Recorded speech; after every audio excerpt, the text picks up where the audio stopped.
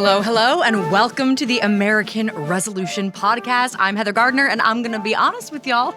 I don't have many solutions today. We are recording this right after the inauguration of our 47th president, Donald J. Trump. And even saying that just sounds dirty in my mouth. I hosted a little get-together at my place. My guest today is going to be familiar for our longtime listeners. Juliana LaBarbiera is an amazing friend, an amazing comic, and that person who I think texted me first the day after the election, or maybe even on election night. And we have just been commiserating together. So I invited her over to my house, and as we all sat down to watch the inauguration, we asked ourselves one very important question. So what do you want to do now? Want to get drunk? Yeah. Yeah, the answer was yes. We popped many, many bottles in the most uncelebratory fashion imaginable, drank away our feelings, and then immediately sat down to record this podcast. So it's messy, but I think that's fine because the world right now is messy. This is how I'm dealing with everything right now. And I thought a little lubricated, real-time reactions with a girlfriend may just be exactly what you need too. And because we have been thinking about this day for several months now, we wrote a song that encapsulates all of my feelings, well, for the past few months, but certainly on the day of the inauguration. So here's that song, and then enjoy our little boozy girl talk. When you feel overwhelmed by all of the news, just reach for a bottle of your favorite booze. You can drink in the morning, you can drink more at night. Just keep filling your glass till you're feeling alright. Day drinking, it beats feeling and thinking. Day drinking, while you watch the ship sink in. Day drinking. Yes, the fascists have won, and you're not feeling fine. It may only be noon, but reach for that wine. The whole country is fucked. You're living through all of your fears, but you can avoid all of that. Just stay blacked out for 4 years. Day drinking, it beats feeling and thinking. Day drinking, while you watch the ship sink in. Day drinking. We can drink to the death of the old USA. Add booze to my coffee when I first start my day. Can you blame me at all?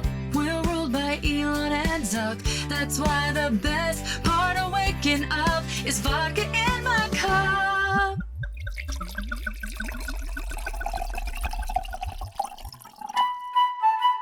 I invited Juliana over to watch the inauguration, but I was trying so hard not to celebrate, even though I popped bottles. And we had a spread. You brought bagels. There was fruit. I made fudge. There was cheese. There was fudge. I made fudge. I only normally do that for celebratory occasions, but I think I'm going to start doing it for funerals because it fit the vibe. I mean, does it feel okay to cheer? Cheers. Okay. Because we're probably going to die. Oh my God. I'm happy that I Mine put is mezcal in this. straight mezcal, by the way. I also got coffee. I did not do that. Your girl needs a little levity here. Yeah. Okay, welcome. January 20th, 2025. We have a new president. 2025 or 2016? Or 20, I'm going to say 2050. No, 1950? Yeah. Oh, yes. Mm-hmm. It just depends. We don't know where this is going. She keeps drinking. No, we know where it's going. It's going to be it's going to be not good. It's going to be not good. It's going to be really not good. But we had some highlights, I think, from the day. I was expecting it to just be all doom and gloom, and I actually thought it was quite entertaining. I was about to say, to be fair, the doom and gloom was entertaining, and I wanted to get together because we couldn't not watch the inauguration. So any reason to pop a bottle before 9 a.m. is fine enough for me, even if it is the death of America. And as the song says, day drinking is now okay. Day and drinking, yeah. it's going to happen more. It's going to happen a little. It's going to happen more like So regularly. I wanted us to be a little bit tipsy while we talked about this because the world is a little bit tipsy right now. The world's a little bit upside down. Maybe so Trump am I. is also a little bit tipsy. He gave not one, but two very different, separate speeches today. And I don't know if you noticed the energy in the first one. He was not pleased to have to follow all the rules. And then as soon as he got to the second one, he lit up like a fucking fireball. Well, because to be fair, he was only present. There wasn't time for him to make an executive order to cancel all the rules yet. I forgot. But his he executive walked orders. between the two speeches, and then it was a whole different world. Do we have eyes on? Does anybody know if grocery prices have slashed already? 35 cents? I was 35 cents? waiting for that executive order. That's Gulf the of first one. Mexico. No, the Gulf of Mexico. Gulf of was the first- America. Oh, excuse me. Do we think Gulf that of he thinks America. that the Gulf of Mexico is a golf course and he wants to change it to the Gulf of America? Possibly. I don't think he knows what it is. I don't think he does either. I don't also know if he should know this because he was the Heather, president. he should know a lot of stuff. He was the president. But the speech that he gave, I look back to just four short years ago when Biden was being sworn in, and it was his first address, the inaugural address to the nation is supposed to be very uplifting. And Trump was just like, two genders, there's gonna be two genders, the Gulf of America. And he said that we'll no longer be embarrassed to be American. The demise of America is over. We were living under tyranny. But is the mezcal making my Trump impression better It's or really worse? good. It's really good. I feel like Trump probably doesn't love mezcal You're because a it's true not from friend. America. It's about to get really expensive, so I had to stock up Yes. now. Oh yes, the tariffs. He did talk about the tariffs. He did. Nobody has explained what that is to him in the time that we've had to explain what that is to him. So that's good. It was just a very stark contrast to inaugurations of the past. Although, to be fair, I don't know that I have paid as much attention to past inaugurations except for Biden's and this one. So my very limited knowledge of inaugurations. I've grown up watching most of them, and normally they're short and succinct, and they're hopeful, and it's about bringing everybody together. This was not that. No, he wasted no time being like, America's been terrible, and Joe Biden was sitting right behind him, and that was very uncomfortable. Joe, did you see Joe's eyes pop when Trump mentioned that he got all the credit for Israel? That was maybe my favorite moment of speech one. Again, this is part one, part two. Part one, part two. Of speech one, that was my favorite moment because he did, as Trump would do, take credit for the ceasefire in Israel and Palestine between the two, and Biden's eyeballs Shot out of his face. and then he just started laughing. And honestly, but for fucking real. Like, can we be real for fucking real? You know, I'm just realizing. You got very serious, right? I'm putting something together. You know, Trump with this whole part one, part two, it was a tactic. He's copying Twilight and Wicked. He wanted a part please one, part expand. two to draw the crowds in. He wanted to leave us in suspense by making part one. You went, okay, what's next? And then he brought out the party. You know what I would have been okay if part one happened today and part two Never happened. 4 years from 4 years from now, and we never heard anything in between. It was just is he gonna say? And we just never heard anything. Unfortunately, That would've he's been the okay. least silent person I've ever come to know. I my think gosh. it's going to be a lot of talking for a lot of. Can we?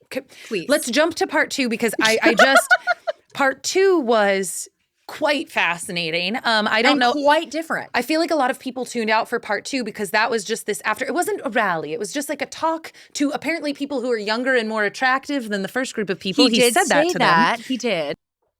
That's my cat's food, by Hi, the way. kitty. He's getting fed. We are drinking. We're drinking. Cheers.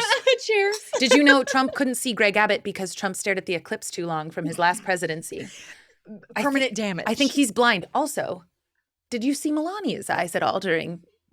No, we did not. I'm worried Does about she still her vision. have eyes? I don't think she We has don't know. eyes.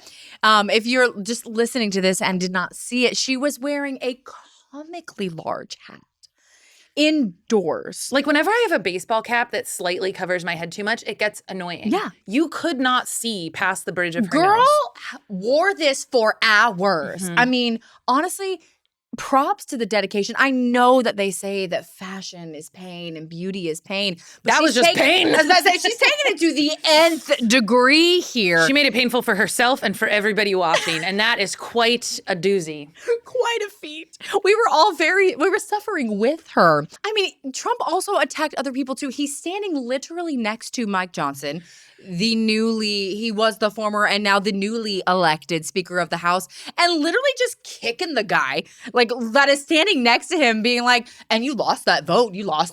Like, just I don't know. Do you prefer buttoned up teleprompter Trump, or do you prefer off the cuff Trump? Because I prefer neither. But if I had to pick one, I will say the unhinged part 2 was like a curveball. I don't know. Trump had a pretty good one with should we bring up Mars? We have to bring up Mars. Mars is the hot thing, literally. I need to set the scene of what had happened in my living room, though. Please do. Because we had, 6 people here? I love how she's, like, in a meditative state. She's recalling the moment that was 20 minutes ago. It was insane. Please go. We're sitting there, and this is part 1 of Trump's speech. This is the buttoned up Trump speech. This was the formal, prepared speech. He's reading off the prompter in the Capitol building.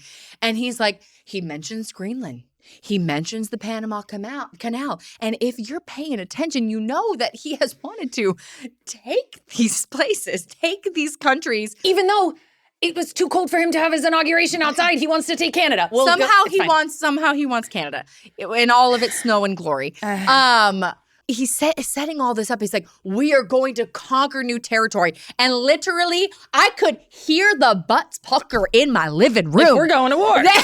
We all just like holding our breath. And he goes, and we're going to Mars. We're going to put the stars and stripes on Mars. And we went, wait. We just busted up laughing. I still can't. I can't believe that was real. It did. I've had a lot of mimosas and mezcal today, and I went like, no, I didn't dream that. Correct. It is unfortunate. I wish that he was not like the leader of the free world, because if he was just like a fucking comedian, I honestly would find him so entertaining. Like, that kind of stuff is ridiculous. But everybody put him in charge, and he said that, and I went, no. I mean, I literally did say once he went to part 2, because again, there was such a stark difference between part 1 and part 2. It was the buttoned up, I am presidential Trump. And then it was like kind of what we can expect for the next 4 years. I mean, depending on how long, who the F knows how long he's going to be president. But it's just like, this is what he really thinks. And he was debasing, he was insulting, kicking people. Oh my God, I forgot about the blood.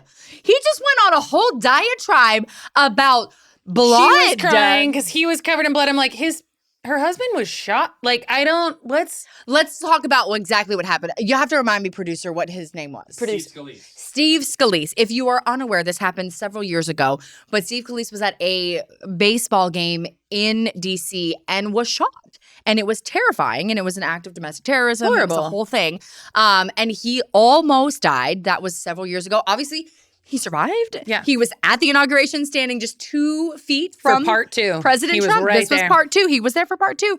And Trump goes on this whole thing. He goes, I didn't understand what he was saying, first of all, because he's like, and his wife, she was a mess. And then I put the 2 and 2 together. He was talking about how much blood there. We could just play the clip. That woman was a mess. She was crying and crying. No, they're going to take him. They're going to take him.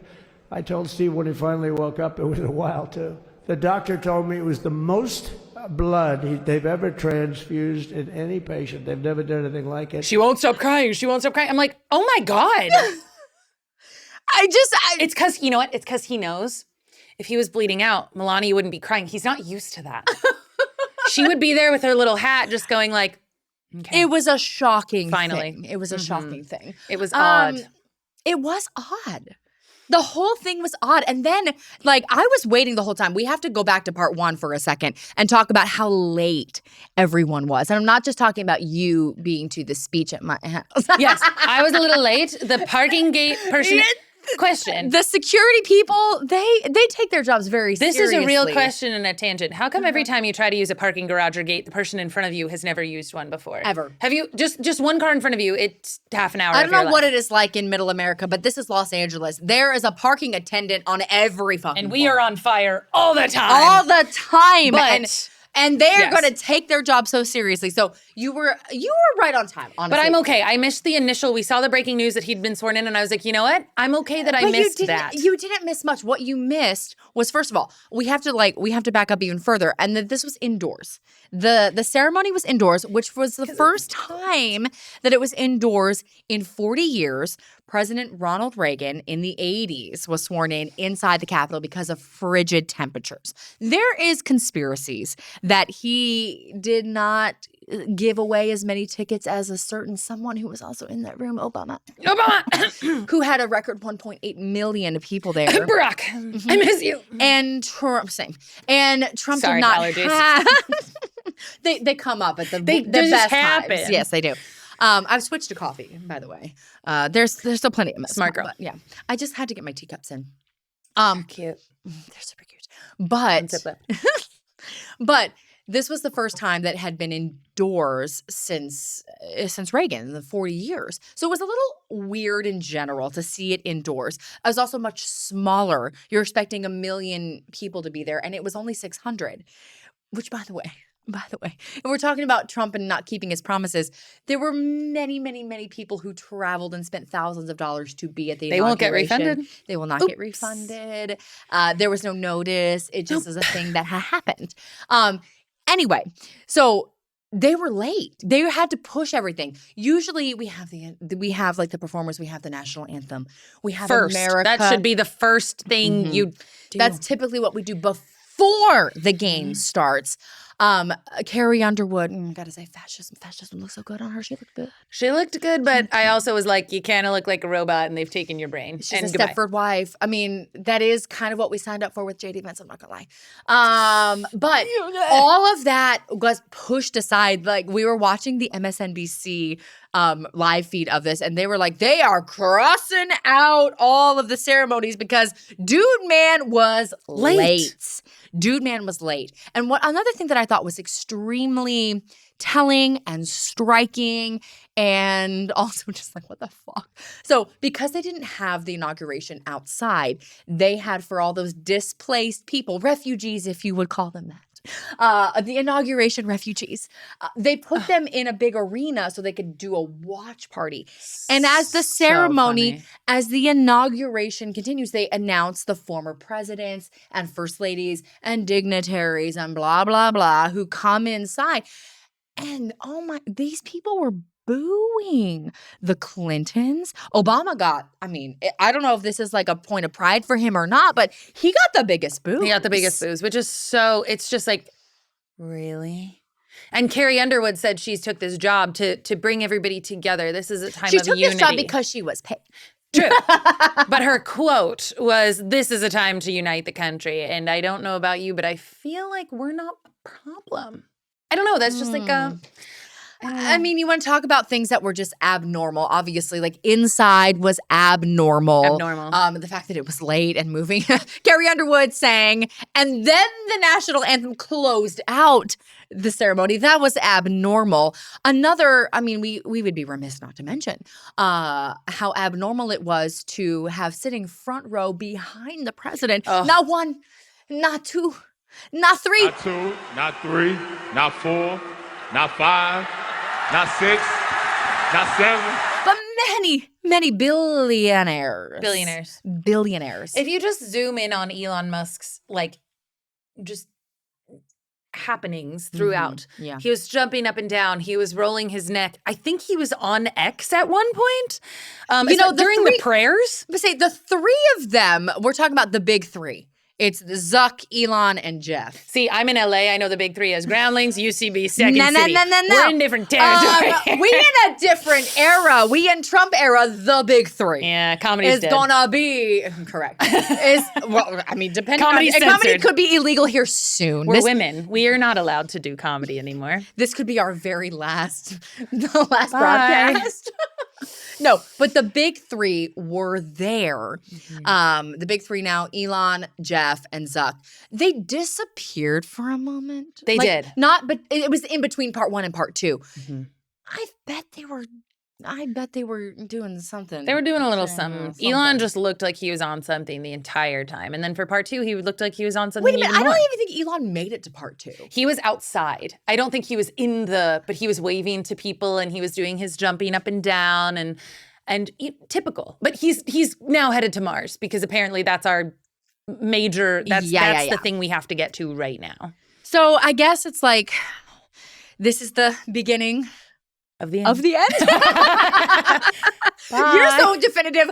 I still have hope because that's how I have to operate. I have hope because Amy Klobuchar would not leave his side. And I'm like, you know what? We're not going anywhere. That poor woman. I'm about to say that poor woman who got put in that position. I don't even know what she was ever. You looked it up. I looked it up. She has, and I am not. So she is the chair of a certain committee where she has to help with the inaugural ceremonies. So this poor girl, Amy, thank you. She had to physically be the one that was like helping settle everybody down to get the inauguration going. Blah, blah, blah. But she had to stand right next to him for all of these big moments, and you could just tell Can we give a moment, a shout out for the women, Kamala, Hillary, Amy, etc., that just had such composure and class, and you would not even know that they are livid inside. In an alternate universe, Clinton and Harris, I know. Kamala and the former first lady, they are getting trashed tonight. I hope that they do. I would love to I hope join they have them. mezcal in their cups tonight, saying they are finally done with all of the pomp and circumstance. My girl Kamala, she has been done for months.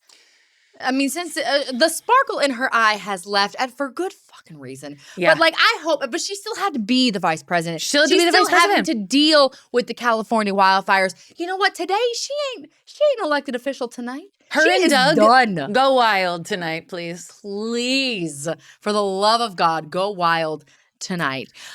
Looking forward. I mean, Trump laid out in this a very stark. I can't not compare it to the Biden inauguration speech just 4 years ago. As MSNBC pointed out, the passage of time is a real thing. You missed that part. God. It truly is real. Thank you for pointing, breaking news. Thank you. Time exists. But going back to 4 years ago and thinking about Biden's speech then, which was about unity, and that was 2020. I don't like to think about that time, but it is important to look back and think about the state of the country and the state of the world coming out of the pandemic at that time. It was a speech for unity. And I mean, I pointedly said, even if you didn't vote for me, I am your president. Yeah. And I think 4 years later, that still stood. I got my gripes with Biden. We can talk about that at another time. But that stood. And Trump very much today. If you didn't vote for him, screw you. It was not that. Going after the LGBTQ community, going after refugees or immigrants or asylum seekers, just the enemies list from the second he was sworn in, which, by the way, he did not touch the Bible. Somehow I think that should be disqualifying. I don't know. Apparently he's the next coming of Christ, but I think we're missing the mark a little bit on how that is the thing. Who knows? I mean, we're recording this podcast. It's about noon-ish this time. Oh, so yeah. So eggs. So now eggs should be 35 cents. Now. He's been sworn in for about 2 hours. Well, because he had to do that luncheon, and I'm going to be honest, we shut that luncheon off. That looked insane. I don't know what was happening. Klobuchar started speaking, and I immediately tuned out. There's a reason she was never a serious presidential candidate. Let's be real. But what's going to happen? I mean, he had a whole list of things to do. So You know, is mezcal day one in crap. our future? Not mezcal, because that's going to be really expensive. That's going to soon. be really expensive soon. Wine also really expensive. What is an American drink we can have tax-free? I don't want to drink Bud Light for Oh, the next God. 4 years. And I won't. And I Bourbon? Oh, we're going to become whiskey gals? We're going to become whiskey gals. Oh, okay. Also, hey, happy Martin Luther King Day. Oh, we forgot about that. So did Trump, actually. Trump actually quoted him. He talked about his dreams, and I was like, bro, I don't think This was not this it. was his dream. This was not the dream. It certainly wasn't mine. Wasn't mine. Okay, well, you're out of your drink. I've been out of most of my drinks. I've been guzzling them today. Should we cheers again?